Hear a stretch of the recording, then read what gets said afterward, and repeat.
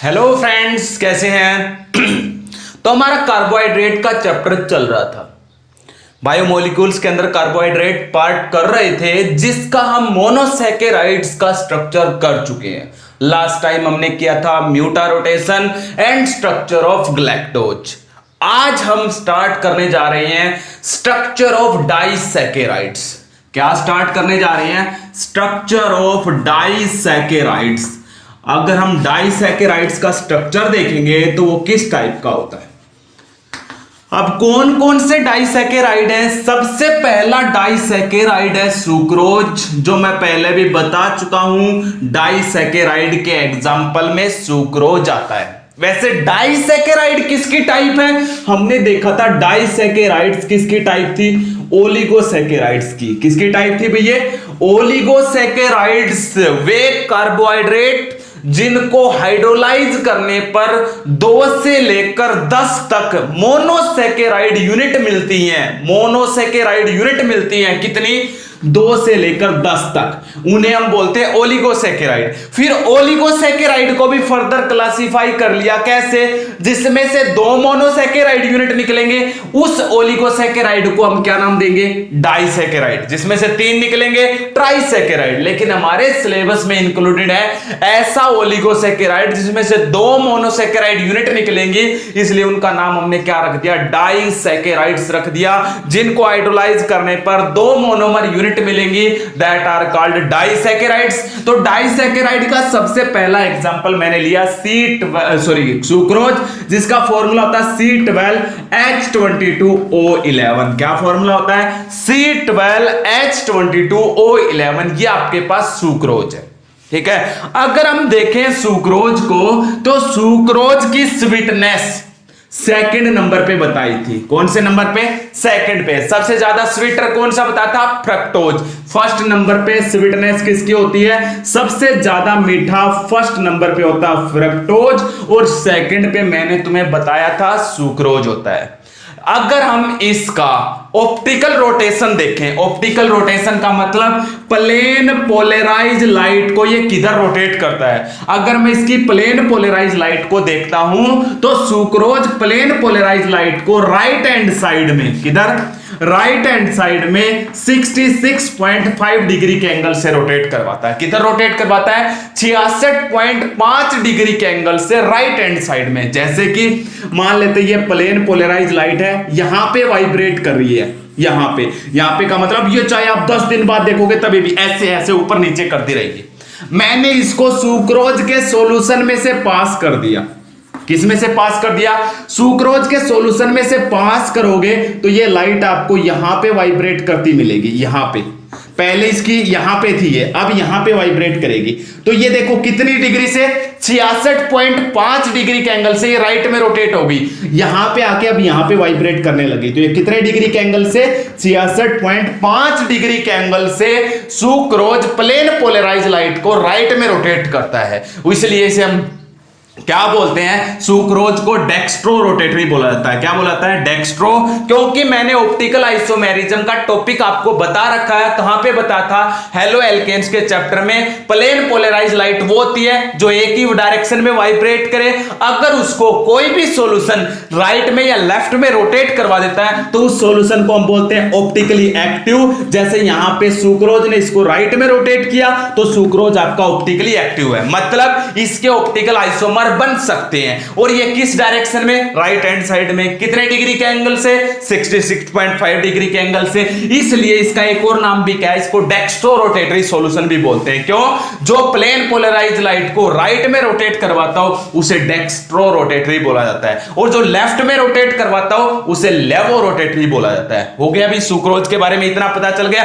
तो ये था सुक्रोज के बारे में, ये राइट हैंड साइड में रोटेट करवाता है। अब हम धीरे धीरे इसके स्ट्रक्चर की तरफ बढ़ रहे हैं। इसका स्ट्रक्चर आप कैसे देखोगे? स्ट्रक्चर के लिए आपको यह पता करना पड़ेगा जो आपका सुक्रोज है उसके अंदर कौन कौन से मोनोसैकेराइड प्रेजेंट है। और वो कैसे पता कर सकते हो? पहले भी बता चुका हूं। आप सुक्रोज लो, C12H22O11, इसका हाइड्रोलिसिस कर दो, मतलब इसके अंदर वाटर डाल दो। मैंने तुम्हें बताया था या तो डाइल्यूट H2SO4 की प्रेजेंस में या डाइल्यूट HCl की प्रेजेंस में जब हम इसको क्या करते हैं, हाइड्रोलाइज करते हैं, या कौन सा एंजाइम, इन्वर्टेज एंजाइम की प्रेजेंस में, तो क्या हो जाता है, यहां पे आपके पास ध्यान से देखोगे तो आपका जो सुक्रोज है वो हाइड्रोलाइज होके क्या बनाएगा, ध्यान से देखना, सुक्रोज बनाएगा C6H12O6 प्लस में C6H12O6, दो सेम बनाए, दो मोनोसेकेराइड यूनिट बनाई। एक का नाम है अल्फा ग्लूकोज, एक का नाम क्या है, अल्फा ग्लूकोज, और दूसरी का नाम है बीटा फ्रक्टोज। दूसरी का क्या नाम है, बीटा फ्रक्टोज। तो एक का नाम है अल्फा ग्लूकोज, दूसरी का नाम क्या है, बीटा फ्रक्टोज नाम है। तो इसने दो मोनोसेकेराइड यूनिट दी या नहीं दी, इसका मतलब आपका जो सुक्रोज है वो अल्फा ग्लूकोज और बीटा फ्रक्टोज से मिलके बना है। अगर इन दोनों को वापस जोड़ूंगा, ध्यान से देखना, इन दोनों को अगर जोड़ूंगा तो जोड़ने के टाइम जब इनको कंबाइन करूंगा तो उनमें से वाटर निकाल दूंगा। जैसे वापस वाटर निकाल दूंगा तो क्या मिल जाएगा, सुक्रोज। क्यों, ध्यान से सुनना, क्योंकि सुक्रोज से ग्लूकोज और फ्रक्टोज तब बना था जब हमने सुक्रोज में क्या ऐड किया, वाटर। सुक्रोज में वाटर ऐड करने पर ये दो बन गए। इन दोनों को जोड़ के वापस वाटर बाहर खींच दूंगा तो आपके पास क्या बन जाएगा, सुक्रोज बन जाएगा। तो सुक्रोज की प्रिपरेशन किससे होती है, अल्फा ग्लूकोज, और किससे होती है, बीटा फ्रक्टोज। आपके पास एक क्वेश्चन बनता है, what are the hydrolysis product of sucrose. Question डाल लोगे, what are the hydrolysis product of sucrose. Sucrose के हाइड्रोलिसिस प्रोडक्ट क्या है, किस एंजाइम की प्रेजेंस में होती है, तो आपको लिखना पड़ेगा sucrose on hydrolysis gives 1 unit of alpha glucose and 1 unit of beta fructose. इनके साथ में कभी कभी पता क्या है, अल्फा डी ग्लूकोज। घबराना मत भाई, डी और एल कब लगते हैं बताया था मैंने तुम्हें। जब ग्लूकोज का स्ट्रक्चर बताया था तो मैंने बताया था जिसका स्ट्रक्चर ग्लिसरॉल्डिहाइड से मैच होता है, सेकंड लास्ट कार्बन पे OH राइट हैंड साइड में था तो वो डी, और जिसके सेकंड लास्ट कार्बन पे OH लेफ्ट हैंड साइड में था तो उसके लिए L वर्ड लगाते थे, बता दिया था। तो ग्लूकोज वाली स्ट्रक्चर ऑफ ग्लूकोज दोबारा से वीडियो देखोगे तो उसमें आपको समझ में आ जाएगा। ये D वर्ड कहां से है, D फॉर कॉन्फ़िगरेशन, और ये D और L वर्ड कहां से पता चले थे, एक ग्लिसरॉल्डिहाइड होता है, ये होता है ग्लिसरॉल्डिहाइड आपके पास, ये हमारे पास ग्लिसरॉल्डिहाइड होता है इस टाइप का, यहां पे सेकंड लास्ट कार्बन पे, तो इसके नीचे भी, यहां पे हम देखते हैं ये, इसके नीचे भी यही होता है भाई, ये होता है आपके पास ग्लिसरॉल्डिहाइड, ठीक है। इस ग्लिसरॉल्डिहाइड को हम देखते हैं, ठीक है। ग्लिसरॉल्डिहाइड को देखोगे, देखो इस कार्बन के सेकंड लास्ट है, फर्स्ट, सेकंड और थर्ड, थर्ड से पहले वाला सेकंड लास्ट, इस कार्बन पे ये OH राइट हैंड साइड में है, इसलिए इसके लिए डी वर्ड लगता है। क्या वर्ड लगता है, डी। और इसके साथ जिसकी भी कॉन्फ़िगरेशन मैच होती है उसके लिए डी, और OH को उठाकर यहां पे रख दो और H को यहां पे, तो इसके लिए क्या वर्ड लगता है, एल। तो इसलिए कह रहा है सेकंड लास्ट कार्बन को चेक करो, सेकंड लास्ट कार्बन पे अगर OH राइट में है तो डी और लेफ्ट में तो एल, उसीलिए ये डी वर्ड लगता है, इससे कोई घबराने की जरूरत नहीं है। तो आपको सुक्रोज का हाइड्रोलिसिस किया तो अल्फा ग्लूकोज और क्या मिला, बीटा फ्रक्टोज। इन दोनों को वापस जोड़ दूंगा तो सुक्रोज का स्ट्रक्चर बनेगा। बोलो समझ में आया नहीं आया। लेकिन ये जब हम सुक्रोज का हाइड्रोलिसिस करते हैं, मैं स्ट्रक्चर भी बताऊंगा, लेकिन स्ट्रक्चर जब इसका हाइड्रोलिसिस करते हैं तो इसको बोलते हैं इन्वर्जन ऑफ शुगर। इसको क्या नाम देते हैं, इन्वर्जन ऑफ शुगर नाम दिया जाता है। अभी hydrolysis of sucrose is known as inversion of sugar. Why question डाल लीजिएगा, hydrolysis of sucrose is known as inversion of sugar, क्योंकि सुक्रोज का एक और नाम शुगर भी होता है, शुगर का इन्वर्जन होता है। ये क्यों होता है इन्वर्जन, ध्यान से सुनना, why this is known as inversion of sugar. देखिएगा क्वेश्चन, हटा दो इन सबको, तो देखिएगा इन्वर्जन ऑफ शुगर क्यों बोलते हैं इन सबको। मैं अभी बता रहा हूं आपको इन्वर्जन ऑफ शुगर क्यों बोलते हैं। ये मैंने हटा दिया सब कुछ, अब ध्यान से देखिएगा इसको इन्वर्जन ऑफ शुगर क्यों बोलते हैं। अभी सबसे पहले जो आपका सुक्रोज है, अभी बताया था, राइट हैंड साइड में रोटेट करता प्लेन पोलराइज लाइट को 66.5 डिग्री के एंगल से, इसलिए इसके लिए प्लस का साइन लगता है। लेकिन इसने जो प्रोडक्ट बनाया, ये वाला प्रोडक्ट ग्लूकोज, अल्फा ग्लूकोज, ये प्लेन पोलराइज लाइट को 52.5 डिग्री के एंगल से राइट में रोटेट करवाता है। लेकिन जो आपका बीटा फ्रक्टोज ये जो है ये क्या करता है, ये लेफ्ट हैंड साइड में रोटेट करवाता है प्लेन पोलराइज लाइट को माइनस के 92.4 डिग्री के एंगल से। कितने डिग्री के एंगल से? माइनस के 92.4। अब इन दोनों का जो मिक्सर बना है, इस मिक्सर में ये बताओ, ये जो मिक्सर है इसमें से प्लेन पोलराइज लाइट पास करूंगा इस मिक्सर में से, तो वो प्लेन पोलराइज लाइट को राइट में रोटेट करवाएगा या लेफ्ट में? लेफ्ट में करवाएगा। क्यों? क्योंकि लेफ्ट वाले की अमाउंट ज्यादा है, राइट वाले की अमाउंट कम है, इसलिए कहां पे रोटेट करवाएगा? लेफ्ट में। लेकिन जो आपका शुगर था वो कहां पे रोटेट करवा रहा था? राइट में, इसलिए ऑप्टिकल रोटेशन क्या हो गई? चेंज हो गई। इसे बोलते हैं इन्वर्जन ऑफ शुगर। इसे क्या बोलता है? Inversion of sugar. तो हम क्या लिखेंगे? Sucrose rotate the plane polarise light towards right hand side, but on hydrolysis it form the alpha glucose and beta fructose. Their mixture rotate the plane polarized light toward the left hand side. It means rotation changes from right hand side to left hand side. This is known as inversion of sugar. Rotation change हो गई, ये right में rotate करवा रहा था लेकिन इनका mixer left में रोटेट करवा रहा है, इसलिए इसे हम क्या नाम देते हैं? इसे बोला था इन्वर्जन ऑफ शुगर। क्या नाम देते हैं इसको? इन्वर्जन ऑफ शुगर नाम दिया जाता है। समझ में आ गया? अब आगे देखिएगा तो स्ट्रक्चर ऑफ सुक्रोज कैसे बनाओगे? स्ट्रक्चर किससे बनेगा भाई? अल्फा ग्लूकोज और बीटा फ्रक्टोज से बनेगा। देखिएगा कैसे जुड़ते हैं। अल्फा ग्लूकोज जहां से जुड़ेगा इसका C1 कार्बन यूज होगा, बीटा फ्रक्टोज जहां से जुड़ेगा इसका C2 कार्बन यूज होगा, इसका C2 कार्बन यूज होगा, इसका C1 कार्बन याद रखना पड़ेगा भाई। बीटा फ्रक्टोज का C2 कार्बन, अल्फा ग्लूकोज का C1 कार्बन, ये दोनों जुड़ेंगे। जुड़ेंगे कैसे? कौन सी लिंकेज से जुड़ेंगे? सब कुछ बताता हूं। हटा दूं इन सबको तो देखिएगा अब आपको पता है भी सुक्रोज दो चीजों से मिलकर बना है, अल्फा ग्लूकोज और बीटा फ्रक्टोज। बना लीजिएगा आप दोनों का स्ट्रक्चर, आपको स्ट्रक्चर आता है। पहले मैं अल्फा ग्लूकोज का स्ट्रक्चर बना देता हूं।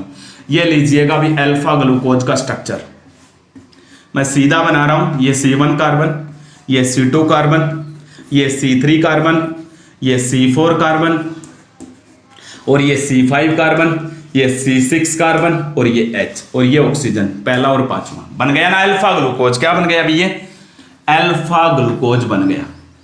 अब आपको दूसरा क्या बनाना है? Beta fructose. उसका भी नीचे ही बना देता हूं भी यहीं पे, ताकि आपके लिए इजी रहे। ये मैं बना रहा हूं यहीं पे, ये C2 कार्बन, इसके ऊपर OH, ये CH2OH। ये फर्स्ट कार्बन था, ये सेकंड कार्बन से स्टार्ट होता ना फ्रक्टोज के स्ट्रक्चर। देखो ये थर्ड कार्बन, ये H, ये फोर्थ कार्बन और ये कौन सा कार्बन है? Fifth carbon. ये 6 कार्बन इसका और ये H और ये पांचवा और दूसरा ऑक्सीजन से। फ्रक्टोज में पांचवा और दूसरा जुड़ता है, ग्लूकोज में पहला और पांचवा। ये कौन सा अभी? बीटा फ्रक्टोज बन गया। ये क्या बन गया? Beta fructose.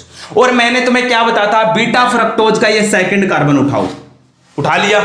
इसका OH उठाना है, सेकंड कार्बन का OH तुम ये उठा लोगे। अरे ये तो फर्स्ट कार्बन का OH है, हमें सेकंड कार्बन का OH ये है डायरेक्ट जो सेकंड कार्बन से जुड़ा हुआ। इसका कौन सा कार्बन बता था? ये फर्स्ट कार्बन, और फर्स्ट कार्बन का OH ये रहा। इसका OH और इसका OH यूज करो जरा। जोड़ने के टाइम मैंने क्या बताया था? इनमें से वाटर निकालना है। तो इस एक का तो OH, दूसरे का H, क्या निकाल दो? H2O। क्या निकालते हैं? H2O निकाल दो। इसका OH ले लिया और इसका H ले लिया, क्या निकाल दिया? H2O। क्या रह गया? एक ऑक्सीजन। इस ऑक्सीजन का यूज करके इसका फर्स्ट कार्बन जोड़ दो और इसका सेकंड कार्बन आपस में जोड़ दो भी। जोड़ते ही अब ये क्या बन गया? ये आपके पास सुक्रोज बन गया। ये क्या बन गया? सुक्रोज। और जिस लिंकेज से ये जुड़े हैं इस लिंकेज को बोलते हैं ग्लाइकोसिडिक लिंकेज। कौन से लिंकेज नाम दिया जाता है इसको? ग्लाइकोसिडिक लिंकेज नाम दिया जाता है। This is known as glycosidic linkage. तो क्या है? व्हेन टू मोनोसैकेराइड यूनिट, ये भी मोनोसैकेराइड था, ये भी मोनोसैकेराइड, बार बार आएगी भी, जितने भी स्ट्रक्चर आगे पढ़ेंगे सब में ग्लाइकोसिडिक लिंकेज आएगी। तो क्या लिखोगे? When two monosaccharide unit combine by the loss of water, that unit combine by the oxygen. Water निकल गया और वे एक दूसरे से ऑक्सीजन से जुड़ गए। This is known as glycosidic linkage. इसे हम क्या नाम देते हैं? ग्लाइकोसिडिक लिंकेज नाम दिया जाता है। तो when two monosaccharide unit combine with the loss of water and combine by the oxygen, that is known as glycosidic linkage. Example आप कोई भी रख सकते हो, आगे बहुत सारे आएंगे। ये थी आपकी ग्लाइकोसिडिक लिंकेज। क्या अब ये ग्लाइकोसिडिक लिंकेज है। अब एक और क्वेश्चन है, क्वेश्चन ध्यान से सुनिएगा। अगला क्वेश्चन आपके पास ये है, सुक्रोज को मैंने नॉन रिड्यूसिंग शुगर में रखवाया था। रखवाया था या नहीं रखवाया था? अभी sucrose is the non reducing sugar. क्यों? मैंने बताया था रिड्यूसिंग शुगर के लिए जो रिड्यूसिंग एजेंट का काम कर सकता है उसके अंदर क्या होना चाहिए? फ्री एल्डिहाइड ग्रुप होना चाहिए। क्या होना चाहिए? Free aldehyde. लेकिन इन दोनों में फ्री एल्डिहाइड नहीं बन सकता। क्यों नहीं बन सकता? क्योंकि फ्री एल्डिहाइड बनता है जहां से हेमी एसिटल बनता है। जहां से क्या बनता है? साइक्लिक स्ट्रक्चर जब बनता है तो उस टाइम पे हेमी एसिटल बनता है। बनता है या नहीं बनता है? और कीटोन में हेमी कीटल बनता है। दोबारा से सुनना मेरी पूरी बात। जब हमने ग्लूकोज का साइक्लिक स्ट्रक्चर बनाया था तो मैंने बताया था ये पांचवें कार्बन का OH फर्स्ट कार्बन से जुड़ा था तो इस बॉन्डिंग को हम हेमी एसिटल बोलते थे। बोलते थे या नहीं बोलते थे? और ये कीटोन में दूसरा कार्बन पांचवी कार्बन से जुड़ा था, इसको हमने हेमी कीटल बताया था। इसको हमने क्या नाम बताया था? हेमी कीटल बताया था या नहीं बताया था? लेकिन ये भी रिड्यूसिंग एजेंट का काम करते थे। क्यों करते थे? क्योंकि जब हम ये रिड्यूसिंग एजेंट का काम करते हैं तो इनके अंदर म्यूटा रोटेशन होता है। बताया था म्यूटा रोटेशन से इनका ओपन स्ट्रक्चर बन जाता है। कैसा स्ट्रक्चर बन जाता है? Due to mutarotation these gain open structure. और ओपन स्ट्रक्चर में मैंने तुम्हें बताया था क्या होता है? इनके अंदर फ्री एल्डिहाइड ग्रुप बन जाता है। और फ्री एल्डिहाइड ग्रुप के कारण ये किस में रखे जाते थे? रिड्यूसिंग सेक्शन में रखे जाते थे। लेकिन अब देखिएगा ग्लाइकोसिडिक लिंकेज में इनका ये पार्ट जहां पे हेमी एसिटल बना हुआ है और फ्रक्टोज का वो पार्ट जहां पे हेमी कीटल बना हुआ है वो ग्लाइकोसिडिक लिंकेज में यूज हो गया। अगर ये पार्ट ग्लाइकोसिडिक लिंकेज में यूज हो जाता है ना तो फिर ये ओपन स्ट्रक्चर नहीं बन सकता। ये कैसा स्ट्रक्चर नहीं बन सकता? ओपन स्ट्रक्चर नहीं बन सकता। और इनका ओपन स्ट्रक्चर नहीं बन सकता तो इसमें फ्री एल्डिहाइड नहीं बनेगा, और इसमें फ्री एल्डिहाइड नहीं बनेगा तो ये किसका काम नहीं कर सकता? रिड्यूसिंग एजेंट का। इसलिए किस में आएगा? नॉन रिड्यूसिंग शुगर में रखा जाएगा। आगे भी बताऊंगा जिनमें ग्लाइकोसिडिक लिंकेज आएगी लेकिन फिर भी वो रिड्यूसिंग शुगर में आते हैं। कैसे? वो मैं आपको समझाऊंगा। लेकिन मेरी पूरी बात सुनो। जो हेमी एसिटल वाला कार्बन है या हेमी कीटल वाला कार्बन है अगर वो ग्लाइकोसिडिक लिंकेज में आ गया, देखो ये फर्स्ट कार्बन कौन सा था? हेमी एसिटल वाला। कीटोन का सेकंड कार्बन कौन सा था? हेमी कीटल वाला। ये एक दूसरे के साथ ग्लाइकोसिडिक लिंकेज में आ गए। ग्लाइकोसिडिक लिंकेज में आने से जब हम क्या करेंगे? इनको रिड्यूसिंग एजेंट का काम करवाएंगे तो इनका ओपन स्ट्रक्चर नहीं बन सकता। इसमें म्यूटा रोटेशन नहीं हो सकती, नो म्यूटा रोटेशन। और जब इसमें म्यूटा रोटेशन नहीं होगी तो ओपन स्ट्रक्चर नहीं बनेगा, और ओपन स्ट्रक्चर नहीं बनेगा तो इसमें फ्री एल्डिहाइड नहीं होगा, और फ्री एल्डिहाइड नहीं होगा तो ये किसका काम करेगा? नॉन रिड्यूसिंग शुगर का। ये किसका काम करेगा? नॉन रिड्यूसिंग शुगर का काम करेगा। म्यूटा रोटेशन भी उनके अंदर होती है जिसका हेमी एसिटल वाला कार्बन या हेमी कीटल वाला कार्बन ग्लाइकोसिडिक लिंकेज में नहीं आना चाहिए। किसमें नहीं आना चाहिए? ग्लाइकोसिडिक लिंकेज में। क्योंकि अगर ये ग्लाइकोसिडिक लिंकेज में फर्स्ट या सेकंड कार्बन नहीं आता तो ये ओपन स्ट्रक्चर बन सकता था, म्यूटा रोटेशन बन सकती थी। बोलो समझ आया या नहीं आया? तो हम एक और स्ट्रक्चर देखेंगे डाइसैकेराइड का, तब आपको अच्छे से समझ में आएगा। तो सुक्रोज में म्यूटा रोटेशन नहीं होता जिसके कारण इसका ओपन स्ट्रक्चर नहीं बनता। ओपन स्ट्रक्चर नहीं बनता तो इसमें फ्री एल्डिहाइड नहीं है, और फ्री एल्डिहाइड नहीं है तो ये किसका काम करता है? नॉन रिड्यूसिंग शुगर का। ये किसका काम करता है? नॉन रिड्यूसिंग शुगर का काम करता है। बोलो भाई सुक्रोज के स्ट्रक्चर में मैंने जितनी बातें बताई हैं वो समझ आई या नहीं आई? इन्वर्जन ऑफ शुगर भी समझ में आ गया होगा। तो आगे देखते हैं। सेकंड डाइसैकेराइड को हम देख रहे हैं, हटा दो इन सबको। सेकंड डाइसैकेराइड हमारे पास है माल्टोज।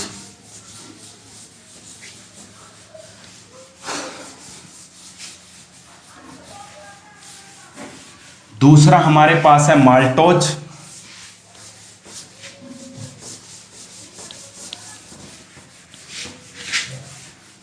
माल्टोज का स्ट्रक्चर देखिए भाई, एक एक बात ध्यान से सुनने की है भाई। इनमें दूसरा डाइसैकेराइड आपका माल्टोज है। सबसे पहले तो माल्टोज का फॉर्मूला वही C12H22O11, वही सुक्रोज वाला फॉर्मूला भी बिल्कुल सेम। ये भी किस कैटेगरी में आता है? डाइसैकेराइड में। क्यों? इसको तोड़ने पर, इसको हाइड्रोलाइज करने पर 2 मोनोसैकेराइड यूनिट मिलती हैं, इसलिए इसको भी क्या बोलते हैं? डाइसैकेराइड बोला जाता है। इसका भी हम जब हाइड्रोलिसिस कर लेते हैं C12H22O11 हो गया। इसका हाइड्रोलिसिस कैसे होगा?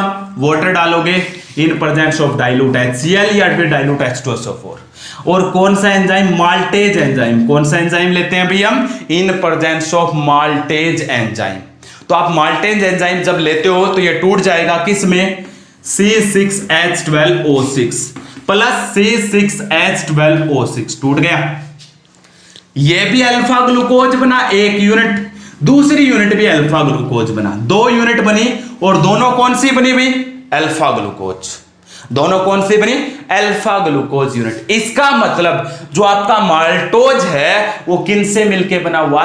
2 अल्फा ग्लूकोज से मिलके बना हुआ। किन से मिलके बना हुआ है? Formed by 2 alpha glucose.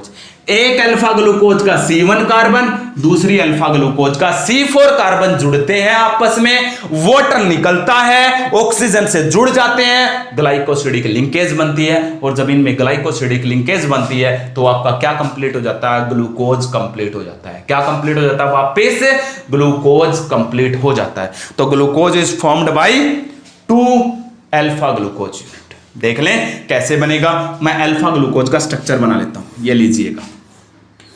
2 alpha glucose है, ये C1 कार्बन HOH। देख लेना भाई मैं अल्फा का बना रहा हूं, यहां C2 carbon, C3 carbon, C4 carbon, C5 carbon, ये C6 कार्बन और ये H, और ये पहला और पांचवा ऑक्सीजन से। कौन सा ग्लूकोज है? ये अल्फा।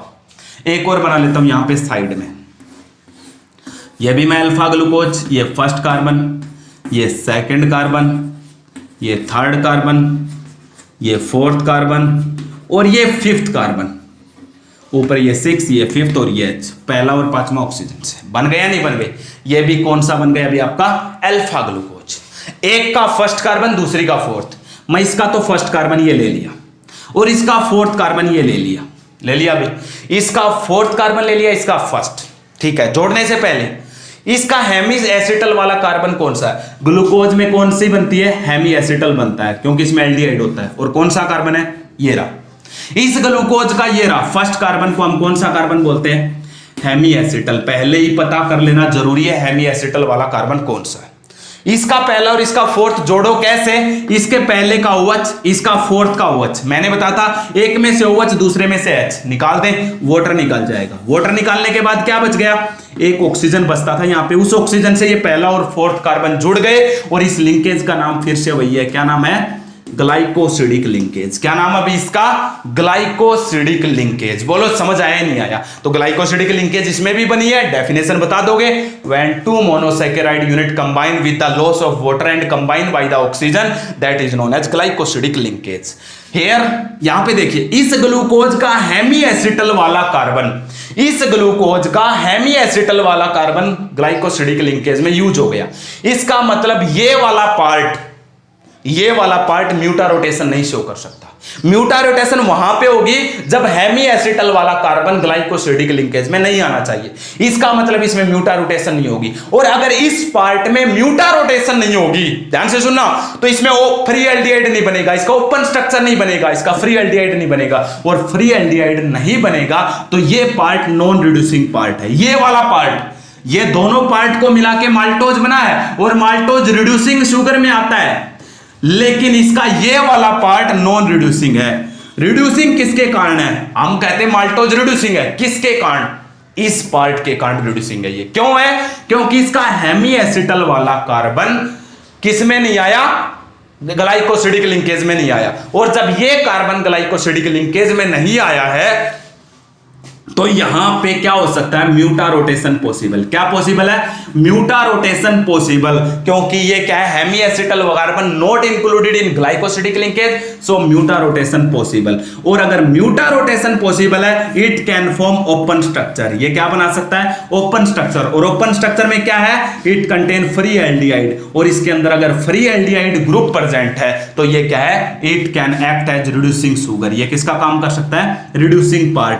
तो आपका जो माल्टोज है वो रिड्यूसिंग शुगर में आता है, लेकिन इसका ये पार्ट नॉन रिड्यूसिंग है और ये पार्ट कैसा है? रिड्यूसिंग पार्ट है। बोलो समझ आया या नहीं आया? ये हमारे पास था माल्टोज का स्ट्रक्चर, पता चल गया। ये नॉन रिड्यूसिंग पार्ट क्यों है? क्योंकि इसका हेमी एसिटल वाला पार्ट ग्लाइकोसिडिक लिंकेज में आ गया, लेकिन इसका हेमी एसिटल वाला पार्ट ग्लाइकोसिडिक लिंकेज में नहीं आया, इसलिए इसके अंदर म्यूटा रोटेशन पॉसिबल है। और म्यूटा रोटेशन से इसका कैसा स्ट्रक्चर बन जाएगा? ओपन। और इसके अंदर फ्री एल्डिहाइड बन जाएगा, इसलिए रिड्यूसिंग पार्ट है। हेमी एसिटल वाला कार्बन कैसे पता चलता है? जिस कार्बन से ऑक्सीजन जुड़ा हुआ है उसको हम हेमी एसिटल वाला बोलते हैं। हो जाएगा। नेक्स्ट स्ट्रक्चर देखिएगा, एक और हमारे पास स्ट्रक्चर रहा हुआ है लास्ट, स्ट्रक्चर ऑफ लैक्टोज, वो भी एक डाइसैकेराइड है। स्ट्रक्चर ऑफ लैक्टोज, अगर हम लैक्टोज का स्ट्रक्चर देखेंगे तो कैसे करोगे? स्ट्रक्चर ऑफ लैक्टोज, आपने अभी कर लिया सुक्रोज का, माल्टोज का, तीसरा स्ट्रक्चर है लैक्टोज का। लैक्टोज भी एक डाइसैकेराइड है, वही फॉर्मूला है C12H22O11। इसको मोस्ट कॉमनली मिल्क शुगर बोलते हैं भाई। इसको क्या बोला जाता है? आपका जो दूध होता है वो थोड़ा थोड़ा मीठा होता है, क्यों? क्योंकि उसके अंदर कौन सा कार्बोहाइड्रेट प्रेजेंट होता है? लैक्टोज। कौन सा कार्बोहाइड्रेट प्रेजेंट होता है? लैक्टोज, इसलिए हम इसको मिल्क शुगर भी बोलते हैं। अगर मैं लैक्टोज की बात करूं तो इसका भी हाइड्रोलिसिस आप करोगे, C12H22O11, इसका भी हम क्या कर लेते हैं? अभी हाइड्रोलिसिस कर लेते हैं। जब हाइड्रोलिसिस करोगे तो इसमें क्या बनेगा? वही वाटर डालोगे in presence of dilute HCl, तो ये भी टूट जाएगा, C6H12O6 प्लस C6H12O6, दो मोनोसेकेराइड। एक का नाम है बीटा गलैक्टोज, ध्यान से सुनना, बीटा गलैक्टोज, और जो दूसरी मोनोमर यूनिट इसमें से निकली है उसका नाम है बीटा ग्लूकोज। क्या नाम है अभी? तो जब हम बीटा गलैक्टोज को बीटा ग्लूकोज से जोड़ देंगे तो दोनों को जोड़ने पर जो आपका बनेगा उसे हम लैक्टोज बोलते हैं। बीटा गलैक्टोज का C1 कार्बन और बीटा ग्लूकोज का C2 कार्बन यूज होगा, सॉरी, इसका C1 कार्बन और इसका C4 कार्बन यूज होगा। बीटा ग्लूकोज का C4 कार्बन, बीटा गलैक्टोज का C1 कार्बन, इन दोनों के बीच में फिर वही ग्लाइकोसिडिक लिंकेज बनेगी। कार्बन को मिस मत कर देना भाई, इसका C1 कार्बन यूज होगा, इसका कौन सा कार्बन यूज होगा? C4। तो देखिएगा, पहले मैं बीटा गलैक्टोज बना देता हूं। मैंने गलैक्टोज का स्ट्रक्चर तुम्हें लास्ट वीडियो में बताया था, तो ध्यान से C1 कार्बन, बीटा गलैक्टोज बनाना है, C2 कार्बन, C3 कार्बन, ये C4 कार्बन, ये C5 कार्बन और ये C6 कार्बन, ये C6, ये पांचवा और पहला ये ऑक्सीजन से, ये मैंने बना दिया बीटा गलैक्टोज। क्या बना दिया अभी? बीटा गलैक्टोज बन गया। इसका हेमी एसिटल वाला ग्रुप बताओ। ये रहा कार्बन, ये कौन सा कार्बन है? हेमी एसिटल ग्रुप, हो गया।